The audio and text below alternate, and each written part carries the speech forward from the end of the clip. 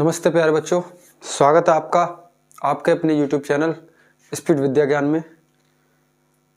ये इस चैप्टर की अगली क्लास है, यानी कि पार्ट 4 है इस चैप्टर का ये। और आज ये वीडियो थोड़ी छोटी होगी, ठीक है ना, क्योंकि कल से हम इस चैप्टर की जो है अंतिम क्लास कर रहे होंगे, क्योंकि आज इसमें 2 से 3 टाइप ही बचे हैं। ठीक है, तो इसमें जो एक टाइप है इसे हम आज ही पूरा करेंगे, ठीक है ना। तो वीडियो छोटी होगी, लेकिन हाँ, एक सवाल यहाँ से आपसे निश्चित पूछा जाएगा, ये मेरा आपसे वादा है, और वो इसी वीडियो में से आएगा, देख लेना। सवाल है आज का, मूलों की प्रकृति ज्ञात करो यदि मूलों का अस्तित्व हो तो, यानी ठीक है ना, find the nature of a roots या zeros and if zeros are in not imaginary, ठीक है ना, या फिर रियल। चलिए बेटा, सवाल है तो कुछ नहीं बेटा, ax² plus bx plus c बराबर 0 से तुलना करने पर, on comparing ax² plus bx plus c is equal to 0, a is equal to 2, b is equal to -3 and c is equal to 5। First of all कि हम क्या करेंगे, एक फॉर्मूला होता है, आपको पता है, विविक्त कर, डिस्क्रिमिनेटर, ठीक है ना।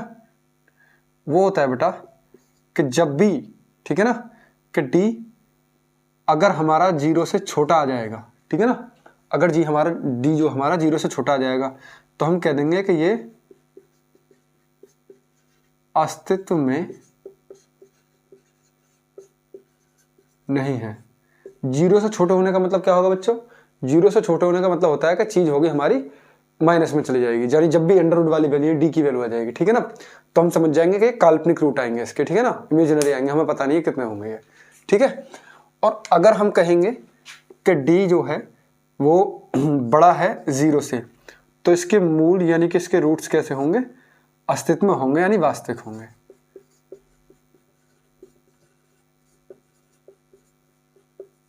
ठीक है जी, चलिए, उम्मीद है आपको, ठीक है ना। मैं इतना ही समझाना था और इसमें था नहीं कुछ, चलो मैं इसे इरेज करता हूँ, ठीक है ना। तो पहले चेक कर लेते हैं हम कि डी बराबर होता है बेटा b² - 4ac, ठीक है। b की वैल्यू कितनी है, -3, उसका स्क्वायर -4 गुणा 2 गुणा 5, 3 3 9 -4 दूनी 8 पंजे 40। तो हमने यहाँ पे क्या देखा, हमारी यहाँ पे आ गई वैल्यू -49 डी की वैल्यू। तो हम लिख देंगे यहाँ पे कि यहाँ डी जो है वो छोटा आ गया 0 से, अर्थात क्या लिखेंगे, मूलों का अस्तित्व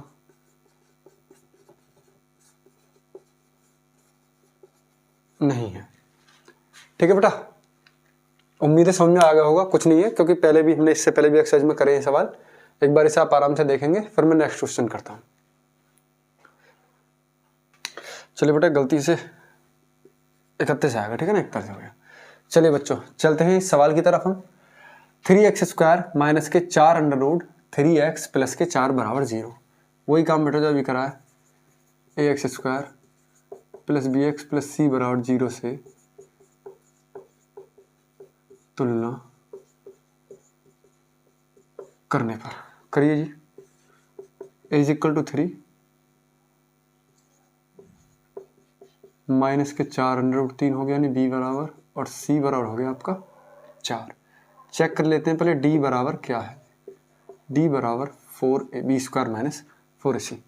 तो मैं b की वैल्यू रख दूंगा जी -4 अंडर रूट 3 का स्क्वायर -4 गुणा 3, और फिर भैया गुणा हो गया आपका 4 का स्क्वायर 16 और 3 कितने हो गए, 48, 16 3 48, ठीक है ना, माइनस के ये भी कितने हो गए आपके 48 हो गए। तो यहाँ से कितना आ गया 0। तो अब हमें क्या पता पड़ा कि d बराबर आ गया आपका 0। तो इसका मतलब रूट्स कैसे हो जाएंगे, इसके वास्तविक हो जाएंगे। अब हम निकाल सकते हैं, ठीक है ना।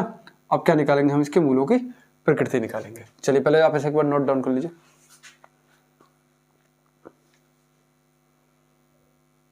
चलिए बच्चों, ठीक है ना, वो मैं अभी आपको हमसे समझाऊंगा कि मूल वास्तविक है, भिन्न है, क्या नहीं है पहले, ठीक है ना। तो मूलों की प्रकृति निकाल लेते हैं, मतलब प्रकृति होगी और मूलों की वैल्यू भी ज्ञात कर लेते हैं। तो क्या होता है जी, x बराबर minus b plus minus under root में b square minus 4ac upon 2 है। x बराबर माइनस बी कितना है, वो हो गया माइनस के 4 अंडर रूट 3, तो ये हो गया बेटा प्लस के 4 अंडर रूट 3 प्लस ये बी स्क्वायर माइनस 4ac की ही वैल्यू है, टोटल आ गई कितनी 0 अपॉन कितना आ गया 2 एकम 2 तिया 6, ठीक है जी। तो अब मैं यहाँ पे कर देता हूँ इसे, ठीक, यानी एक तो हो गया x बराबर 4 अंडर रूट 3 बटे आपका कितना बेटा 6, तो 2 से 2 बार 2 से 3 बार, तो x बराबर आ गया आपका 2 अंडर रूट 3 बटे 3, अंडर रूट 3 से 3 कट जाएगा अंडर रूट 3 बार, तो x बराबर आ जाएगा आपका 2 अंडर रूट 3 और दूसरी भी वैल्यू कितनी आ जाएगी आपकी 2 अंडर रूट 3। सही है बच्चों, आराम से हिसाब कर सकते हैं, ठीक है जी, समझ में आ गया होगा क्योंकि 2 रूट से तो 2 निकलेंगे। अब बात आती है कि मूल वास्तविक हैं, भिन्न है, बराबर है, क्या है, ठीक है जी। तो मैं इसी में यही समझा देता हूँ, आपको ज़्यादा मेहनत करने की जरूरत है नहीं, ठीक है जी।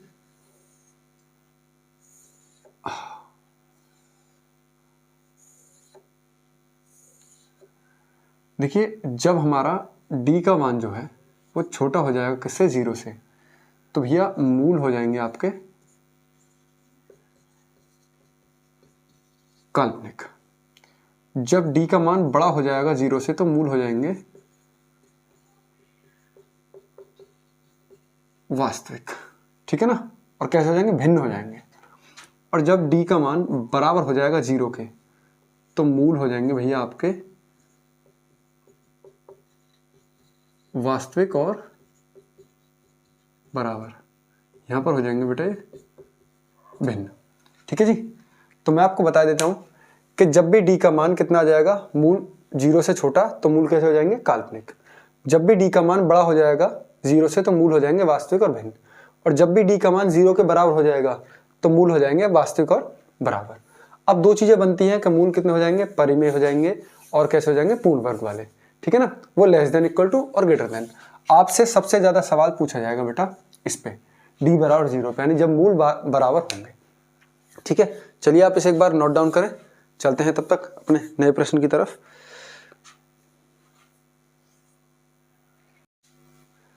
चलिए बच्चों, नया प्रश्न हमारे तरफ से कि k का वह मान ज्ञात करो कि उसके 2 वास्तविक व बराबर मूल हो।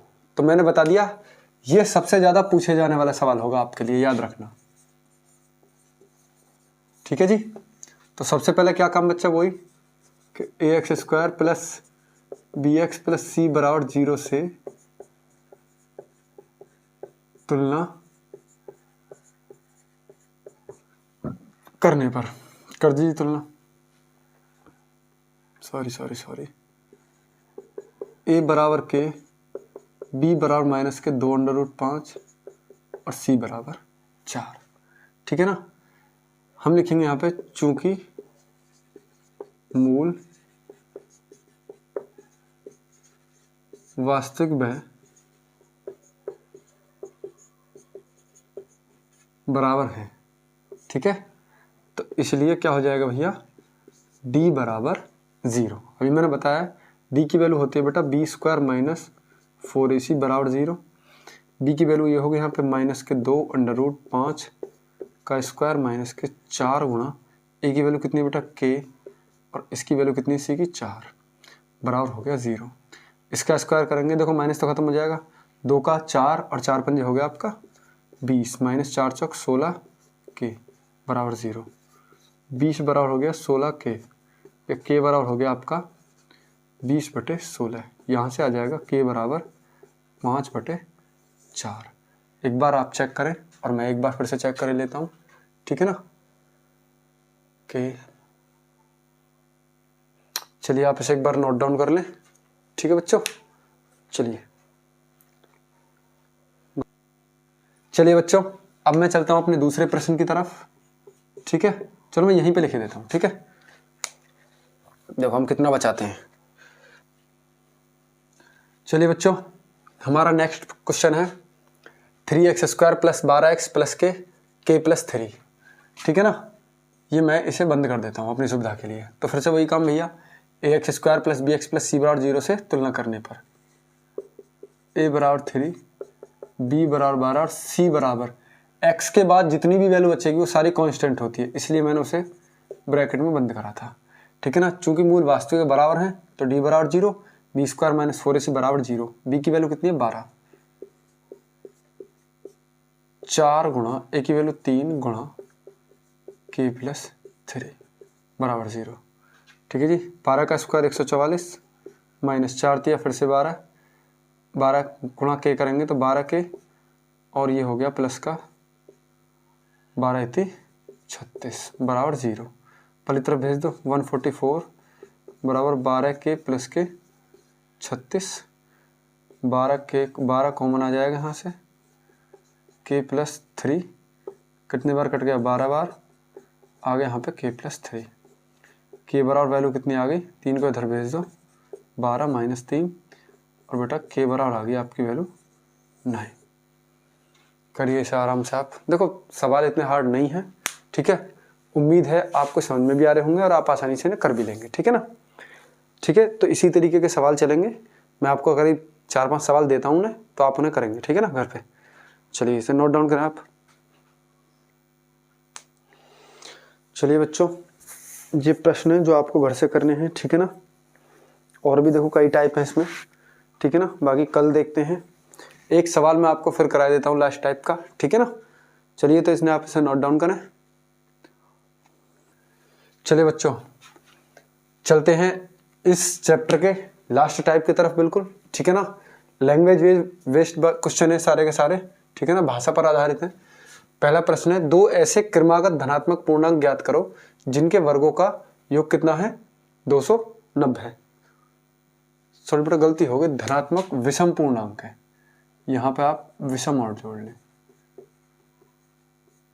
ठीक है ना, तो मैं लिख दूंगा यहाँ पे वही काम भैया कि माना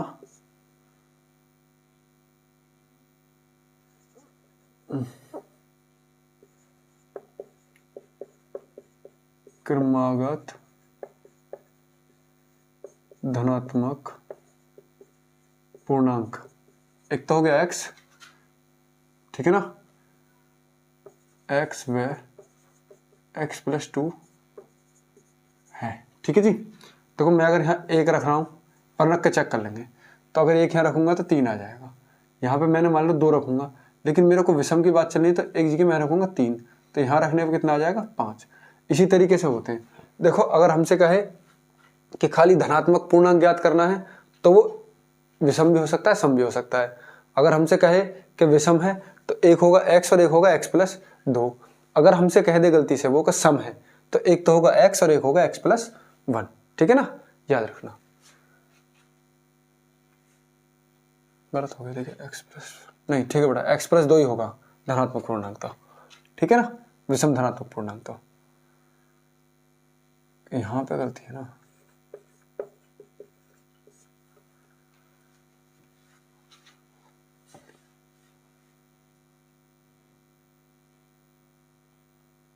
ये सेम ही होगा, हाँ ठीक है बच्चों, दोनों के लिए सेम ही होगा। चलिए जी, क्योंकि मैं अगर यहाँ पे सम के लिए 2 रखता हूँ तो ये 4 हो जाएगा, यहाँ पर मैं मान लो 4 रखता हूँ तो ये 6 हो जाएगा। सेम ही चीज़ होगी सम के लिए भी। ठीक है, चलिए जी, तो हो गया प्रश्नानुसार। क्या करेंगे जी, वो कह रहे हैं कि जिनके वर्गों का योग, यानी इसका पहले वर्ग और इनका भी क्या योग, कितना है बेटा वो 290 है। तो x² प्लस, अब इसका होल स्क्वायर खोल दो, a² + b² प्लस के 2ab 290 है। 2x² + 4x प्लस के 4 = 290। 2 कॉमन, x² + 2x + 2 बराबर हो गया, इसका आधा कितना हो जाएगा 29 का आधा कितना हो भैया 14.5, 145। 145 को धर लिया, x² प्लस के 2x माइनस के 143 = 0।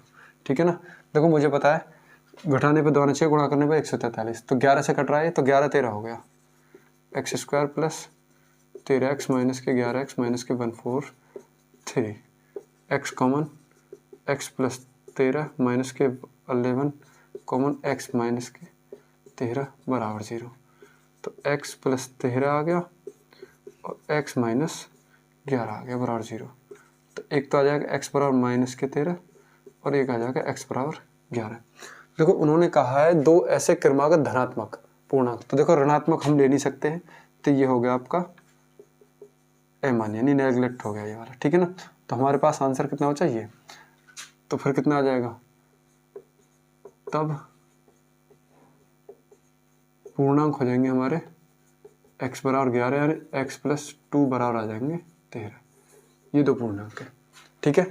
और इसी क्वेश्चन के साथ हम आज की क्लास को यहीं पूरा करते हैं, ठीक है बच्चों। और कल क्लास थोड़ी बड़ी होगी, आप इस बात से ना मुकरें कि कल क्लास बड़ी होगी, क्योंकि आज की क्लास छोटी हुई है। कल सारे टाइप मतलब इस टाइप के सारे क्वेश्चन कराने हैं, काफ़ी सारे क्वेश्चन होंगे, ठीक है ना। तो चलिए मिलते हैं अगली वीडियो में, तब तक के लिए खुश रहिए। जय हिंद।